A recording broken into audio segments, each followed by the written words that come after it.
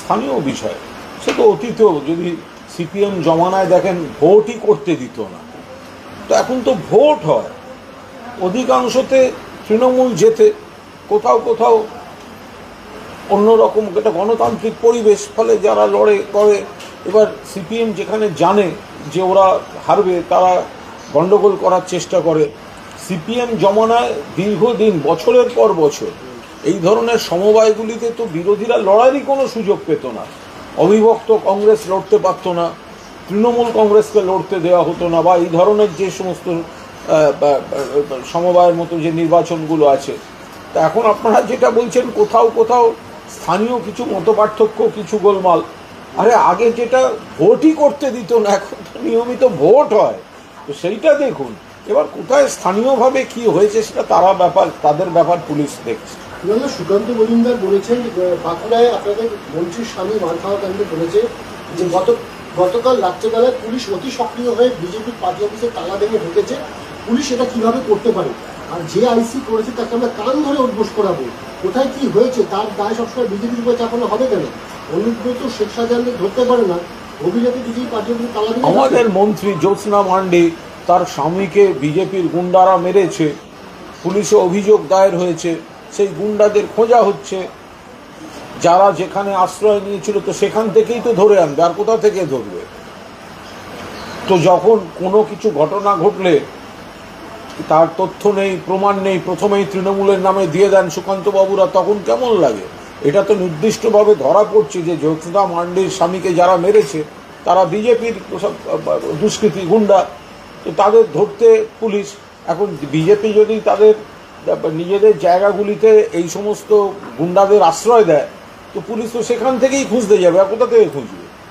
বলছি এভাবে তারা বিজেপির তরফে আজকে পুরো বিক্ষোভ দেখানো, এভাবে একটা পার্টি অফিসকে তালা ভাঙা এবং ধাক্কাধাক্কি করা, বলছে পুলিশ এখন দরদাসী পরিণত নির্দেশ করছে। দেখুন, এটা পুলিশের কাজ করেছে, আমরা সে বিষয়ে কোনো বক্তব্য রাখতে যাব না। কিন্তু দিনের পর দিন যখন সিপিএম জমানায় বিরোধীদের পার্টি অফিসগুলো পুলিশ দিয়ে ঢুকে ভেঙে দেওয়া হতো, ভেতর থেকে ধরে নিয়ে যাওয়া হতো, তো তখন এসব নীতিকথা কোথায় ছিল?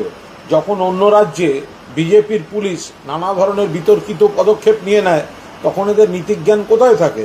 মন্ত্রীর স্বামীকে মেরেছে, মেরে যেখানে যেখানে লুকিয়েছে খবর পেয়েছে, বা যারা আশ্রয় দিচ্ছে পুলিশ সেখানে খোঁজ করেছে।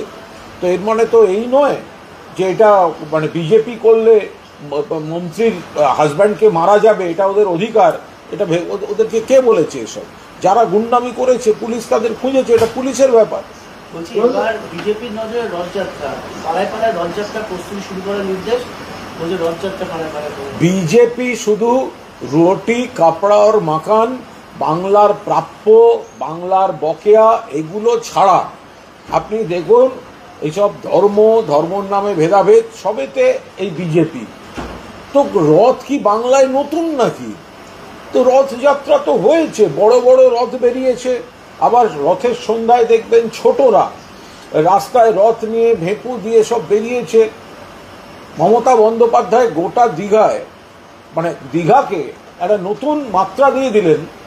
গোটা পশ্চিমবঙ্গের তীর্থক্ষেত্র, গোটা ভারতবর্ষের নতুন তীর্থক্ষেত্র, গোটা বিশ্বের নতুন তীর্থক্ষেত্র, অর্থাৎ জগন্নাথ ধাম বানিয়ে দিলেন। তো যে বিজেপি রথ রথ রথ বড় বড় কথা বলছে, আগে গিয়ে দীঘায় জয় জগন্নাথ বলে জগন্নাথদেবকে একটু প্রণাম করে আসুক। সারা পৃথিবীর, সারা ভারতের নতুন জগন্নাথ ধাম তীর্থক্ষেত্র দীঘায় হয়েছে। যারা দীঘা নিয়ে কুৎসা করে তারা আবার রথ নিয়ে বলছে, হয় নাকি কখনো? তৃণমূলের বিরোধিতা করতে গিয়ে জগন্নাথ দেবের বিরোধিতা করে বসে আছে।